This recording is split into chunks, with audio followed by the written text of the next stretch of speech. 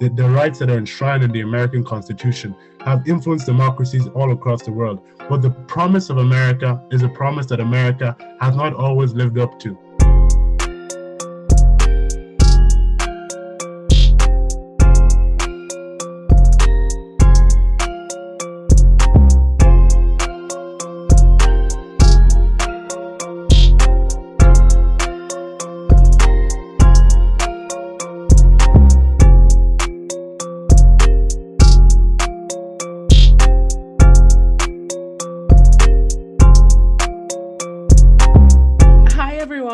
Welcome to episode 5 of Gorm TV. My name is Mamobo, Ogoro, and we are a web show and creative network that dissects the social issues that affect Ireland's multicultural generation.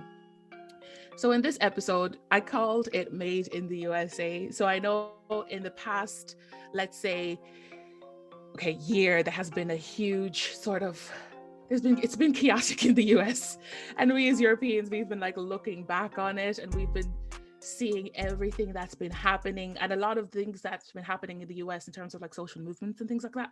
It's kind of permeated into our own societies and permeated into Irish culture, let's say. So my question to the panelists today, I have my wonderful panelists today. My question to you guys is what is the influence of American culture in, let's say, Irish millennials or Irish Gen Zs? Are we over-Americanized? Is the way we see is the way we act in our sort of younger generation culture, is it based off of Americanized technology? Is it based off of how we interact with American entertainment? So just in terms of how we set ourselves in reflection to the US, I just wanted to go and explore this kind of question. Does anyone want to add anything to this? Yeah, I think it kind of stems from what we learn in school. So, in history in school, we learned about the whole notion of the American dream. So I think that is stemmed in it from the beginning. I remember when I was learning that, I was like, oh my God, I want to move to the US. I'll be a star, this, even though without realizing the political, social, economic, anything around that. So it is kind of a fantasy land, if you get me. And then if you look at it with what you were pointing out with entertainment, Keeping Up with the Kardashian, everything like that, it is in America. So then whatever mode of living, we kind of do mirror what America is. So and I always find it funny in that regards, because we're all in the West, but then still America is that place that we're all aspire to be inadvertently or vertically, we do inspire to do that. So then when you look at it from a political standpoint, it's with our generation anyways, and I know myself, I know everything about American politics, and if you were to ask me anything about Irish politics, I'd be like, oh, because in America, it's on Twitter, it's on TikTok, it's just entertainment there. And then sometimes you forget that these are people's lives are being affected, so then it is that's why I kind of use that word a fantasy, because you see it and you're oh, at least we're not as bad as America, even though we're no, we're all in the West and that's what's happening. So I do think that when it does come to politics, especially look at what happened last year with the presidential race, everyone was watching it for 4 days. We had other things to do, but everyone was stuck to it. But can you say the exact same for Ireland? When we have referendums, yeah, we go and protest, we do that, but not the whole world is watching us, So America does have that sense where even if you don't know someone, you can say did you see what happened in America? They'll be yeah, did you? So it is kind of that fantasy, but then that connection within millennials. Definitely. And I know for myself, I was literally glued with the presidential race. I was literally glued to my phone and I was just tweeting. The Twitter was a fantasy land, as you were saying, tweeting with the Americans and things like that. And just us as Europeans, just with our popcorn watching. It was amazing. Does anyone have anything else to add to that, just in terms of this question? I think when it comes to, we have to think of it's part of globalization. So if we look at, Starbucks is everywhere, McDonald's is everywhere, Krispy Kreme or whatever that donut's called, sorry, I'm not a fan of it, is everywhere now, and so I think people do they aspire to the materialistic end of things. And when it comes to politics and so on, I think a lot of people know American politics with regards to their US foreign policy rather than you know, what America's like on the ground when it comes to their kind of state politics and so on. There's been numerous times where I've been in discussions with people and I've had to remind them that, you know, America is a very, very big country, and it's kind of like, you know, it's kind of like Europe with its own little states and like member states, you know, that way. And they have their own set of cultures and their own way of doing things. The Midwest is completely different to California and to the East Coast, you know. So I think that side of things, I think people are just kind of attracted to the US foreign policy aspect of things, because obviously there's been a lot of wars, you know, and the US has been central to a lot of them and so on. So I think that's why I think we focus on US politics, because it has an impact on us globally. And I think the last 4 years has been, you know, we've seen it as entertaining, but it's also been quite scary to watch, you know, someone like Donald Trump be in charge and manage things. I do think that we have become Americanized in the sense that, you know, socially, if you look at materialistic things, but also in our cultures, you know, I know, you know, Irish Arabs who would tend to kind of, you know, be interested more in the kind of rap scene and so on, but they forget that there's a context to you know, African American culture in the rap scenes and so on. Like, so they try to connect to it, and there is a sense of connection, but their struggle is totally different to what our struggles would be.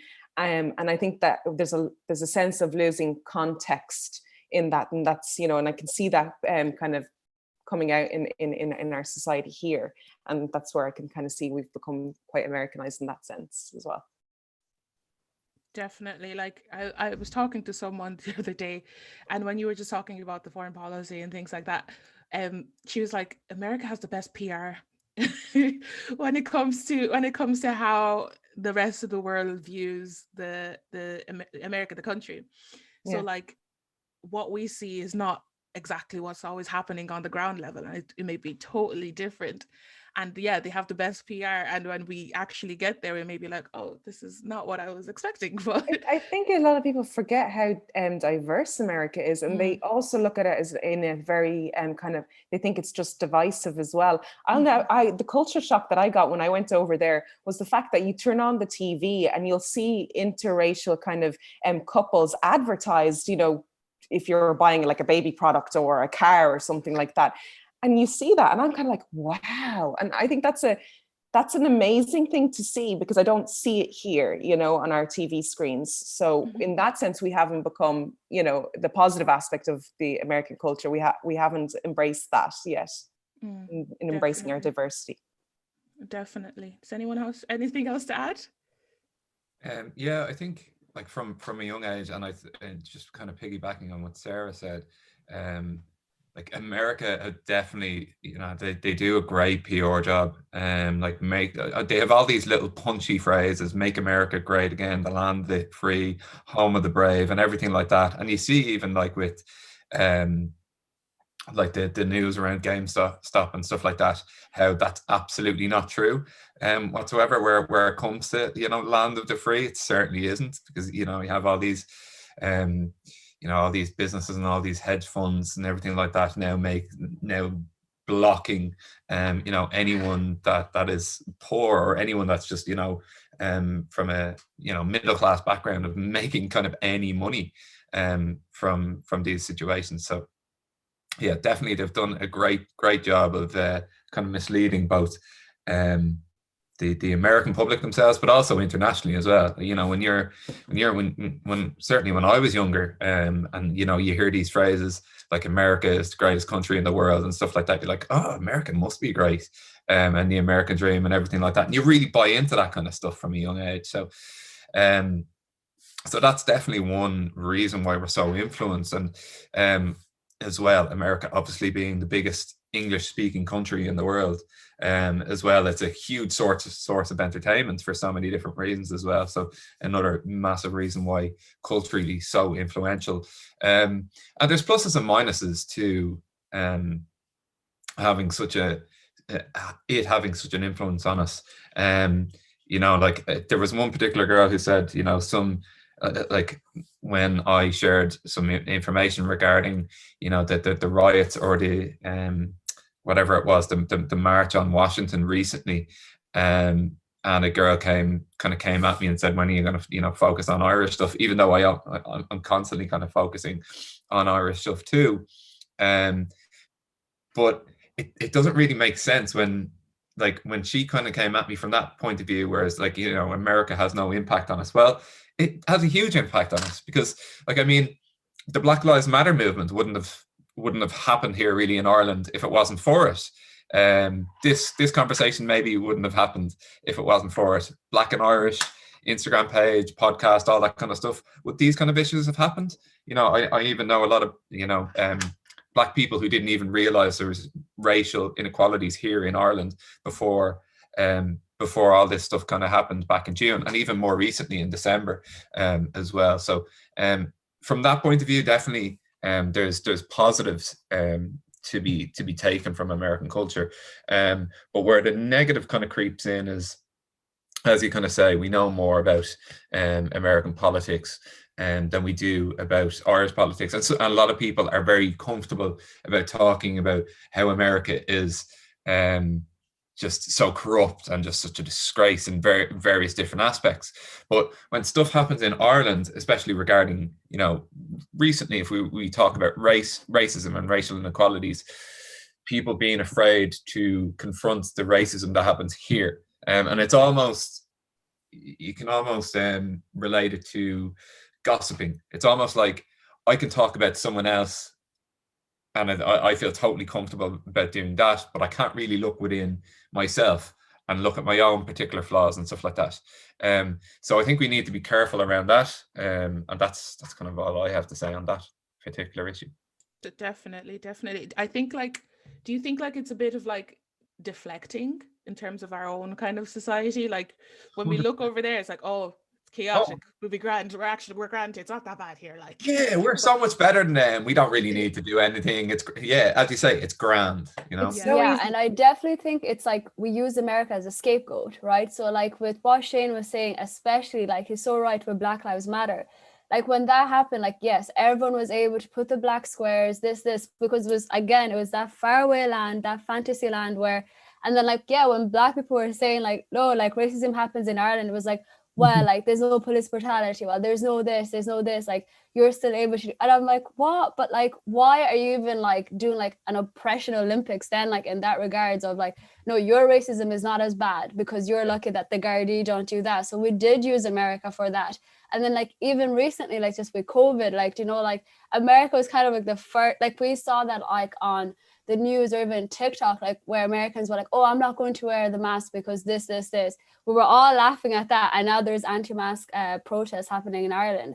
So as Shane was saying, it's we're able to look at America and be how are people not respecting this? How are people not believing COVID is real? This, but it's here, it's here. But then no one wants to face up to it because it's oh, Ireland is a small country. Oh, we're not like this. But it's but we're it's still happening.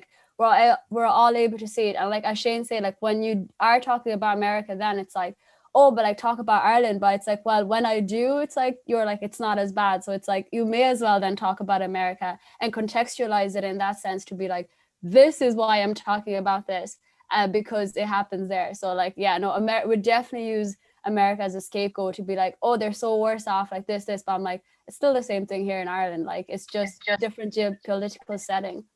To draw on what Sandrine said, the scapegoat argument, it's quite aggravating because you can use anything as a scapegoat. There's poverty here in Ireland, there's homelessness here in Ireland. Are we going to say that we're not going to deal with poverty or concentrate on poverty and homelessness here because in some other country, or possibly a third world country, poverty and homelessness is worse? You can apply it to anything, and it's just a sense of the defeatism is people wanting to silencing those who are emphasizing racism. To touch on what Shane said, I think America's influence has existed for a long time. I think it's natural. It is the center of pop culture. Hip hop originated in America. America is a major geopolitical entity alongside China and Russia. So their influence is natural. The question is when their influence gets to a point where it does more harm than good. Here, racism is a huge problem in America, but it's also a problem here in Ireland. And because we haven't been talking about racism for a long time in Ireland, it's almost sometimes we don't refer to an Irish specific dictionary with which we can articulate the type of racism that exists here in Ireland. So in how we articulate racism, we draw on American terms and concepts, which can sometimes see us articulating it in the wrong way because it's based on an American model of articulation, not one specific to our experience here in Ireland. So I think that's when the American influence gets too far. And lastly, again, what Shane said about what the good things we hear about America. I think the beauty of the American project is the fact that its founding, fathers, they articulated the promise of America, the wishes of America, the land of the free, the home of the brave. All men are created equal. The rights that are enshrined in the American Constitution have influenced democracies all across the world. But the promise of America is a promise that America has not always lived up to. Whilst they preached of being the land of the free, whilst they referred to that in their articulations, they held slaves. Whilst they talked about freedom, equal rights, and everybody having rights that are equal under the Constitution, Black people were subjugated and deprived of particular rights. So the American battle is a battle to continually live up to its promise, and we're seeing it manifest day in and day out. And I think that speaks to the beauty, but also the tragedy. Maybe not tragedy, but the bad aspect of the American project and story. And that's why we're so gripped by it, because it's so theatrical and it bleeds into the politics. And that's why you focus on the politics over there so much. Sorry, I have a cold. Sorry about that, Eric. Thanks so much, Eric, for your contributions. And I do think that the language that is used in like American politics, American academia as well, and a lot of time it permeates into the European sphere, where our context is totally different, and our context, we need to develop our own language when it comes to developing when it comes to developing text, and when it comes to understanding these kind of nuances. Like, for example, I was just thinking of like white privilege. I was thinking of it and I was like, sure, there's nuance when it comes to white privilege here, because there are white demographics here that are subjugated to racism as well. So a lot of people, they don't see that, they just see it as like black and white, and I'm like, no, it's not America, this is Ireland, and there's nuance. We need to talk about that. So definitely, I see Tiziana, do you want to add anything there? I think I agree with what Sarah said about globalization and Americanization being an aspect of globalization, but I think there is a big influence that the United States have because of TV. So, lots of movies are made in Hollywood, and they are actually shown all over the world. And they show this ideal American dream, as Sandrine said. But I actually, sometimes I met some Irish people and I thought they were American because their accent was American, because they had watched so many American TV, but also, like, when I was living in Italy, we also watched American films. They were dubbed, but they were set in America. But also, I think there is the influence of IT companies. Many IT companies are American in origin, and they have their headquarters here in Ireland. And also many social media companies and software companies, they are based in the US, and social media plays such an important part in our lives that, it has a big influence. I think also there is a special connection between Ireland and the United States because many Irish people moved to the United States during the famine in the 19th century. So there are lots of Americans with Irish ancestors. So they often come and visit, obviously not this year, but normally they come. And so it's not just a one-way influence. In some ways, many Americans I know are interested in Irish culture as well. I think it's a land of contradictions, because on the one hand you have all these promises, and then you have things like gun violence is very bad in the United States. So from time to time we hear about somebody going to a school and killing 50 people, things like that are really bad. But then we also hear about things like the Black Lives Matter movement.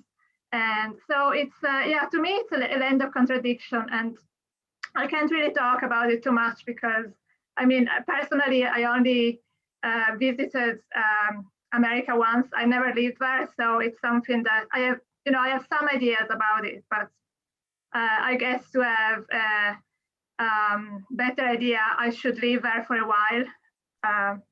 So I think, that's my contribution. Yeah, definitely. I think thanks to Ziana, I think like we're not Americans, but we we have been just not what's the word I want to use? We have been thrown into like American entertainment culture, social media. A lot of times, obviously, we can't speak in detail of their like political spheres and things like that, but what we see is definitely influential in some aspects of our society as well. It's a symptom of capitalism. Mm. Their economic system is based off of, you know, a capitalistic system where, you know, they generate profit and so on, and it's a consumerism, everything is sell, you know, money over there is, you know, is invisible in the sense of credit cards and so on, and we have that in our system here, and we love to buy things, and we have bought into the whole consumerism and a materialistic lifestyle. So in all, we've kind of blended into a kind of an American culture in that sense, you know. So I think that it does have a significant element to it, and then it's starting to seep into our politics as well.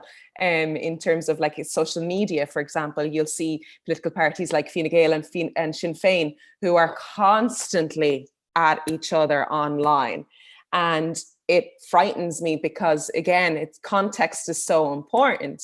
And in Ireland, we're very much, our culture is very much centrist. You know, we are kind of in the middle where, you know, we are left leaning in the sense that, you know, we care about social justice issues, you know, but we are all kind of all on the same level. We're not very far from the spectrum.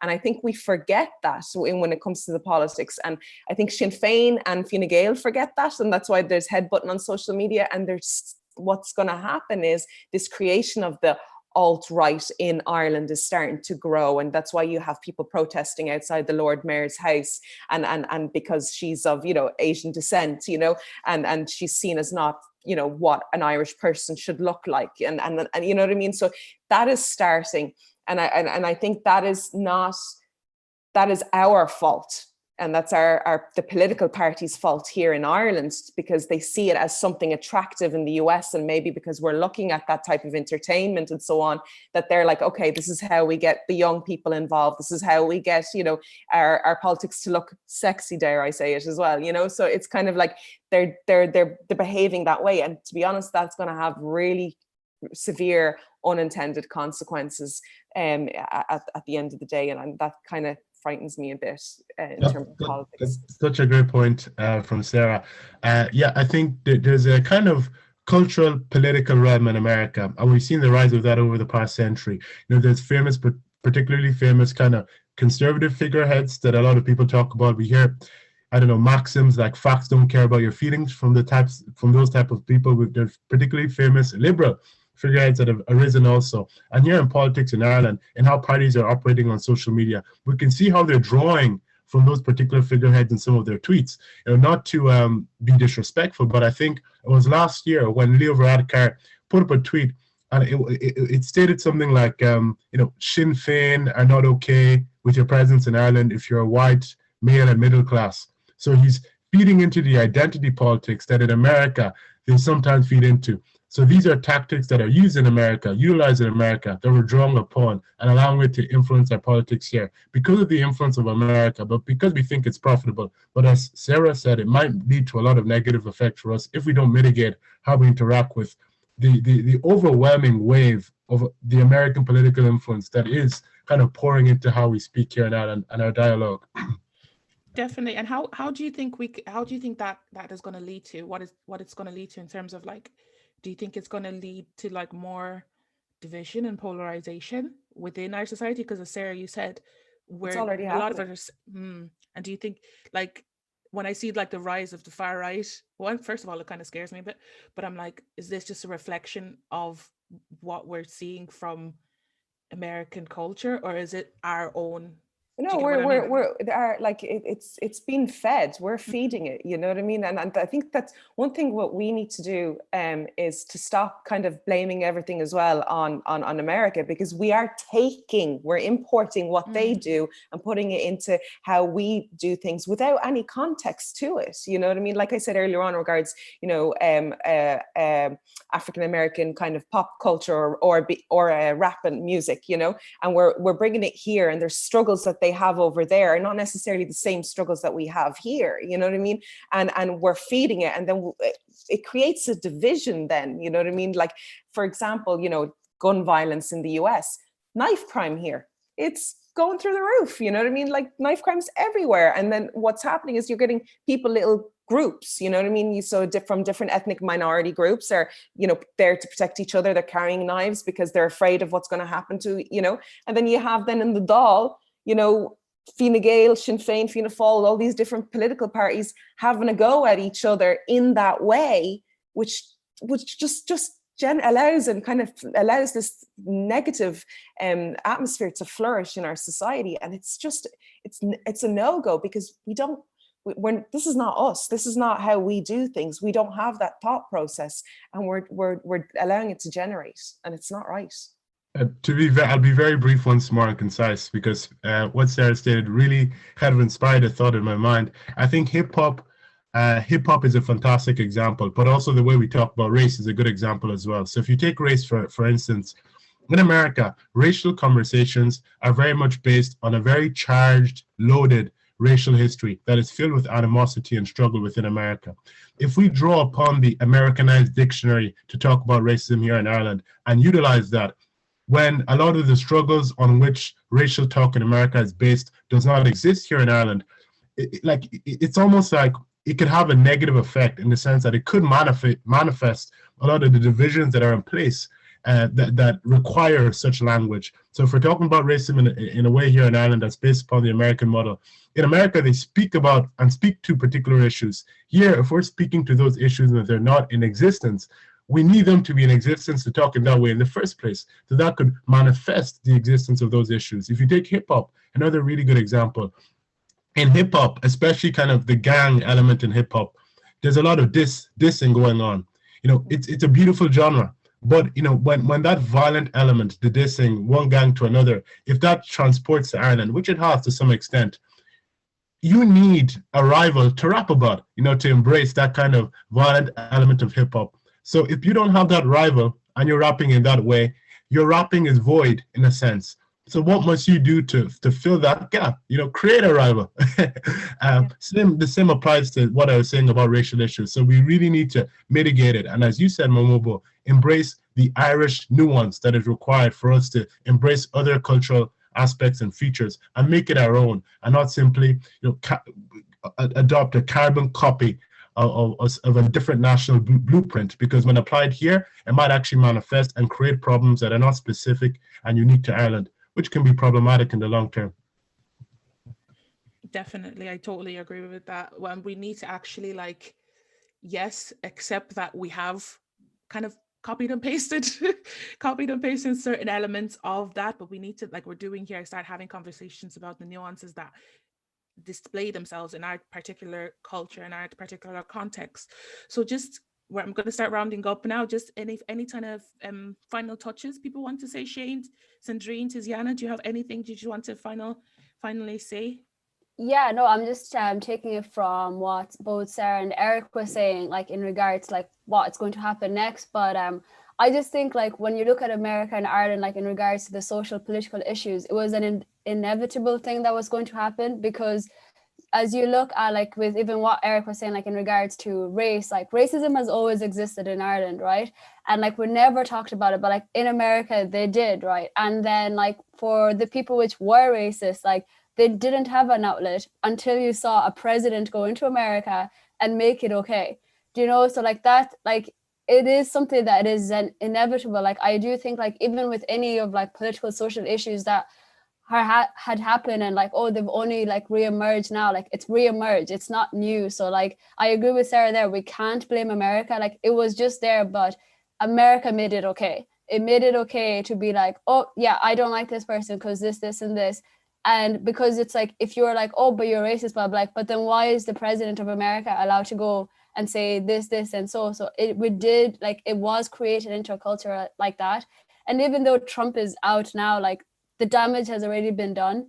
And, you know, like, so it did manifest for centuries there. So like, it isn't, I just do think that, like, as what Sarah was saying, it's really important not to blame America, because I think all these issues have already existed in Ireland and they were already there. But like, America just fed into that fantasy of where it was okay to actually be openly racist, because that was something that was popular in America. So like, now, yeah, Trump is gone, but like, that's 8 years of openly racism and like the rise of the far right and everything like that. Like, that's already been done. So it is like, by having these conversations and establishing that dichotomy and that language then within Ireland, like not just even in regards to race, but just particular issues that are happening, we do need to contextualize that and try not to copy and paste what's happening in America, because the damage has already been done. So it is like, we need to find a way to move forward without looking at, oh, okay, well, like Biden is in now, like that's still not going to do anything. Like, that's their president. Like, it's already happening in Ireland now.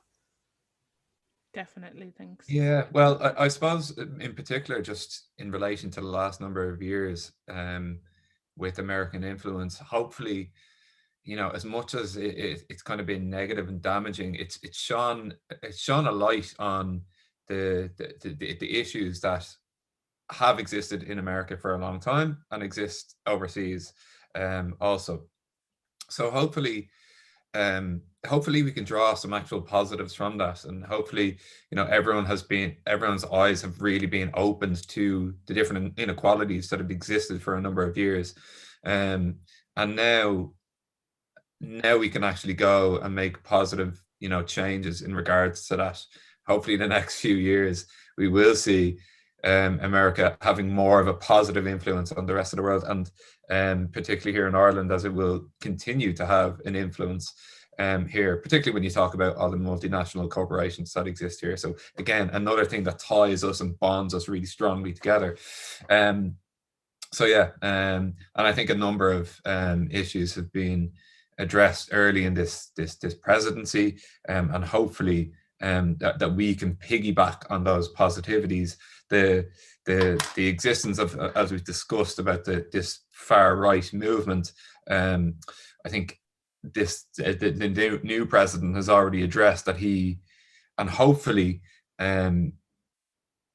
he backs up what he says, and when he talks about I am here for the people that voted against me as well, especially when Sarah talks about, you know, there's how people have just kind of been fighting against each other more recently. Hopefully everyone is a bit more understanding and we have a more open-mindedness and being able to communicate in a much more understanding and empathetic kind of a way as those kind of words would suggest, and that's my hope. Definitely, and I think that there is that kind of hope. Hopefully with this new presidency, there's that kind of hope, and we are at the point, I think it starts with conversations like this, we are at the point that we are speaking about our own contextual circumstances that we are in Ireland. And yes, we do have influence from the US culture, from the US politics and things like that, but with conversations like this, we can definitely but like we can definitely see those influences, but at the same time know what it means in our sort of context. So guys, thank you so much for this conversation again. Can I just say one thing? Yeah, of course. It's a positive thing. Yeah, yes. It's a positive thing.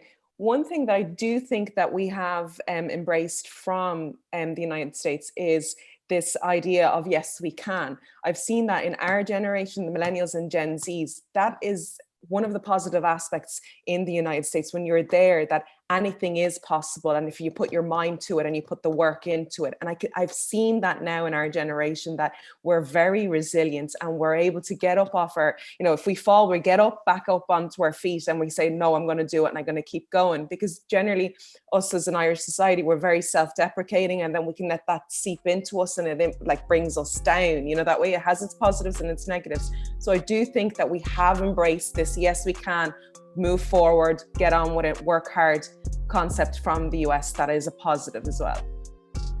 Thanks, Sarah. And on that, that's going to be our final note for this evening in this conversation. Thank you so much, guys, again for having this conversation. And definitely, we need to keep talking about this in a healthy way, even though there may be like nuances and things like that in these conversations, and you may disagree, agree. It's good to have that sort of healthy dialogue between people of different communities and different backgrounds. So, guys, thanks once again. Hi. Thank you so much for watching again. So what do you think? Do you think our society is over-Americanized? We'd love to hear your thoughts down below in the comments. And if you're American yourself, do comment. We'd love to include you in this conversation. If you want to, subscribe, like the video. It would really help us a lot. As this project is supported by the Dublin Theatre Festival, stay tuned for live interactive performances that dissect the explosion of social consciousness here in Ireland. And do follow us on social media as well if you want to join the conversation even more. Thanks again, guys. Bye-bye.